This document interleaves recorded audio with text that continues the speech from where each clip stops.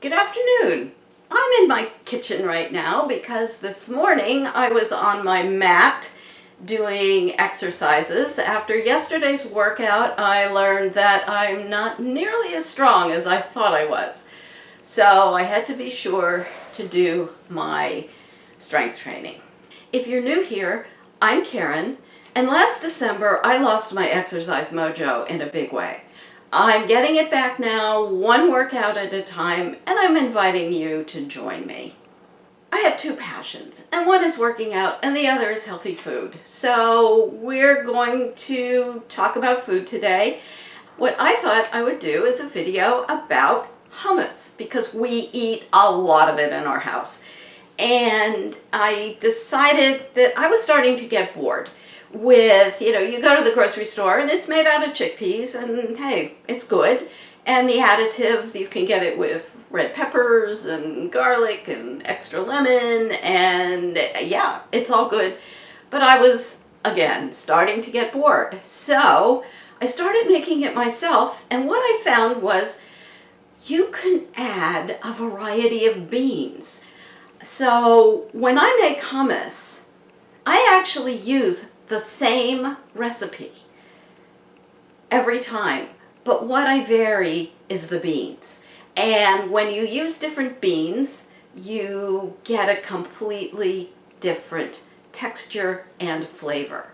And I can't say it's all good. I'll tell you which beans I like the best, and I'll tell you which beans don't work so well. So, what I want to talk about first, if you haven't discovered Rancho Gordo, I highly recommend you try them out because they have 3 different beans that I find absolutely delightful in hummus. The first one is a Marcella bean. It's actually a delicate and creamy heirloom cannellini bean. And it's got a very thin skin, and this is a very wonderful creamy hummus. The next Rancho Gordo bean is Christmas limas. They're nothing like lima beans. Believe me, I hate lima beans. These Christmas limas, they have a really earthy flavor, and it's like nothing I've ever tasted before. And they make fabulous hummus. They almost have like a chestnutty flavor. Really good. So I'm putting a screenshot of their website in here because I don't have any of these on hand. Black chickpeas.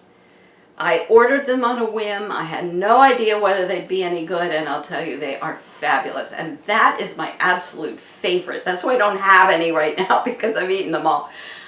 It's my absolute favorite for hummus. What I did the last time, because I was out of black chickpeas, I went to an Indian market and I got these brown chickpeas. I have no idea.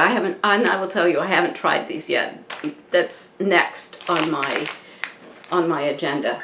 But I'm assuming they're going to be pretty good as well.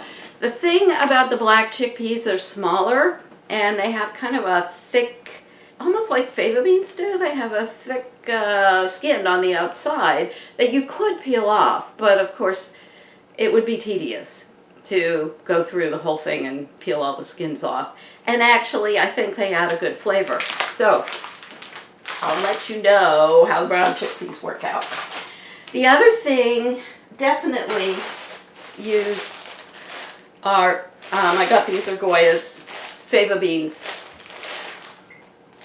They are excellent.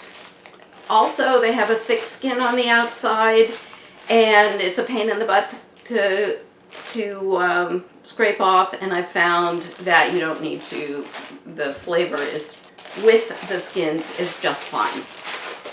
And last but not least is edamame. I got these. These are peeled and steamed edamame. I got these in the freezer case at Whole Foods, and I think they're really good. Again, this is a very fresh flavor, whereas some of the others are a little more nutty or earthy. This is a fresh flavor, and I recommend you give it a try. I've experimented with several different spice combinations. I have come up with Za'atar, but not just any Za'atar. Rumi Tangy Za'atar is the best. I've tried this Seasoned Pioneers in the foil packet, and I've tried Penzies, and they're all slightly different, and this is the one I've decided I like the best. Also put a link to this in the description box. The beans that I'm going to be using are Christmas limas. These are soaked. You can see they get really big, and they have a kind of thick-ish skin with a very soft interior after they've been cooked. So let's make some hummus. I recommend that you use either a food processor or an immersion blender rather than a regular blender, because I think with a regular blender you need to add too much liquid and the hummus just gets kind of a runny texture.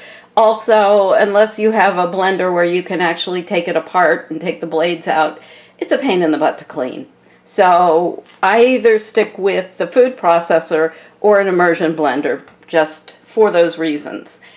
We're going to start with a cup of the lima beans, Christmas lima beans, they're not regular lima beans, a tablespoon of miso, 3 tablespoons of lemon juice, and 2 tablespoons of tahini. For spices, I add a teaspoon of tangy Za'atar and a teaspoon of my favorite salt substitute, Benson's Table Tasty.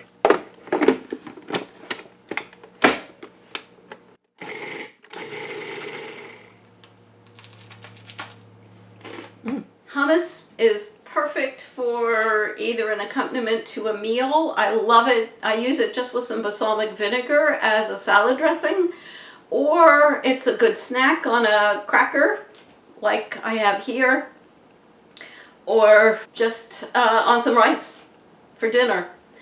So I hope you'll try this. Please like this video, subscribe to my channel. If you look in the description box below, I have links to my website where the recipe is posted. I have links to all the items that I've recommended here, as well as links to my group coaching program, which is coming up in September. So check out the links and like this video, subscribe to my channel, and I'll see you tomorrow.